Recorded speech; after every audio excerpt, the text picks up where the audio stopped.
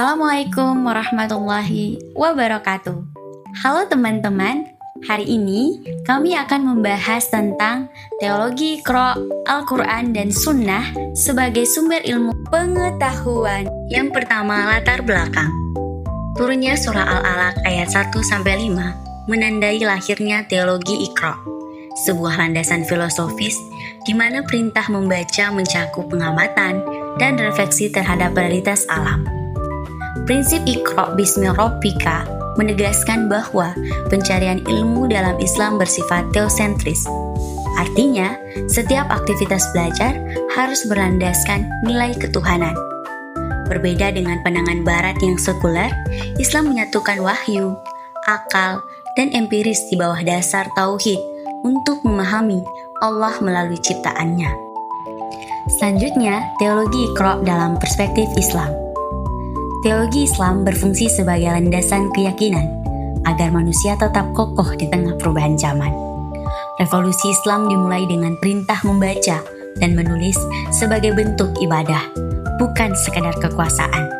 Melalui teologi Iqra, pendidikan wajib bersandar pada tauhid, sehingga ilmu pengetahuan memiliki keterikatan moral. Kondisi Nabi Muhammad SAW yang ummi justru mempertegas otensitas kognitif dengan integritas karakter spiritual.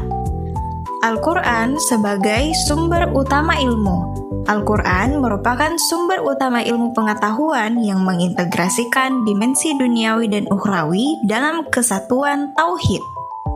Kitab suci ini mendorong umat Islam mencari ilmu melalui berbagai isyarat ilmiah, di mana kata ilm dan variasinya disebutkan lebih dari 744 kali dalam Al-Quran. Berikut adalah beberapa aspek yang menjelaskan mengapa Al-Quran dianggap sebagai sumber pengetahuan dalam pandangan umat Islam. An-Nisa dan Khairuddin 2024. Yang pertama, pedoman moral dan etika.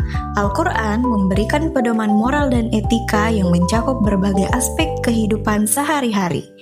Ayat-ayatnya memberikan petunjuk tentang perilaku yang baik, integritas, kejujuran, kasih sayang, dan sikap adil. Ini membentuk karakter individu dan masyarakat. Yang kedua, hukum dan keadilan. Al-Quran mengandung hukum-hukum atau syariat yang mencakup berbagai aspek kehidupan, termasuk hukum pidana, perdata, dan tata cara ibadah.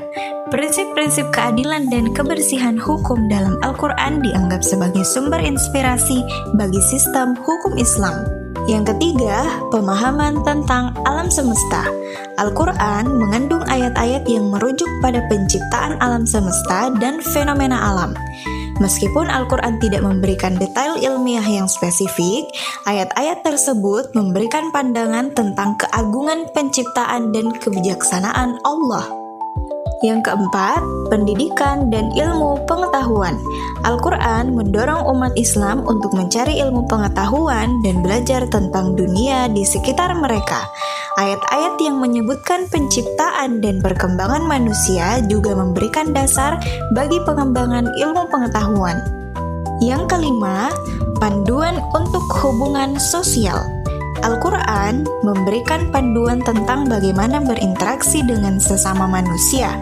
Hal ini mencakup pedoman untuk hubungan keluarga, tetangga, sahabat, serta nilai-nilai toleransi dan perdamaian dalam masyarakat. Yang keenam, pemahaman tentang kehidupan akhirat. Al-Quran memberikan pengetahuan tentang kehidupan setelah mati, hari kiamat, dan konsep pahala dan siksaan.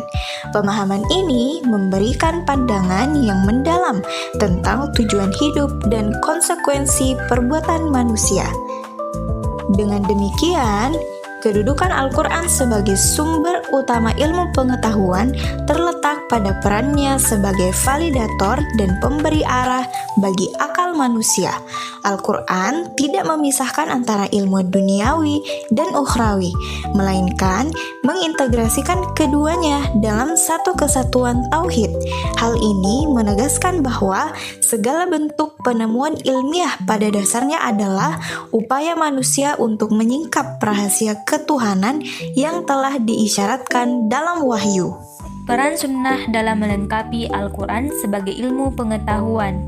As-Sunnah sebagai sumber kedua setelah Al-Quran mencakup segala ucapan, perbuatan, dan persetujuan Nabi, serta melengkapi dan menjelaskan ajaran Al-Quran secara praktis dalam kehidupan sehari-hari. As-Sunnah merupakan dua pilar utama ilmu pengetahuan Islam yang memberikan landasan bagi pemahaman keagamaan, moral, dan sosial dalam masyarakat Muslim. As-Sunnah berperan sebagai sumber ilmu pengetahuan, di antaranya ialah sebagai pengukuh terhadap ayat-ayat Al-Quran, sebagai penjelas terhadap maksud ayat-ayat Al-Quran, dan menetapkan hukum-hukum yang tidak disebutkan dalam Al-Quran. Al-Quran dan As-Sunnah yang diakui sebagai sumber ilmu pengetahuan yang berharga bagi umat Islam memiliki relevansi yang signifikan dengan tantangan masyarakat 5.0, yaitu 1. Prinsip-prinsip hukum Islam yang terkandung di dalamnya dapat memberikan panduan dalam menghadapi isu-isu hukum baru seperti regulasi teknologi dan keamanan siber. Yang kedua, panduan etika dan moral dari Al-Quran dan As-Sunnah membantu individu dan masyarakat mengembangkan kerangka moral yang kuat untuk menghadapi dilema etis kompleks akibat kemajuan teknologi dan globalisasi. Yang ketiga, prinsip-prinsip kesehatan yang diajarkan dapat mengatasi tantangan kesehatan modern seperti stres dan gaya hidup tidak sehat di era digital. 4. Prinsip-prinsip etis dalam Al-Quran dan As-Sunnah dapat memastikan bahwa perkembangan teknologi seperti kecerdasan buatan dan big data digunakan untuk kebaikan bersama dan tidak merugikan manusia.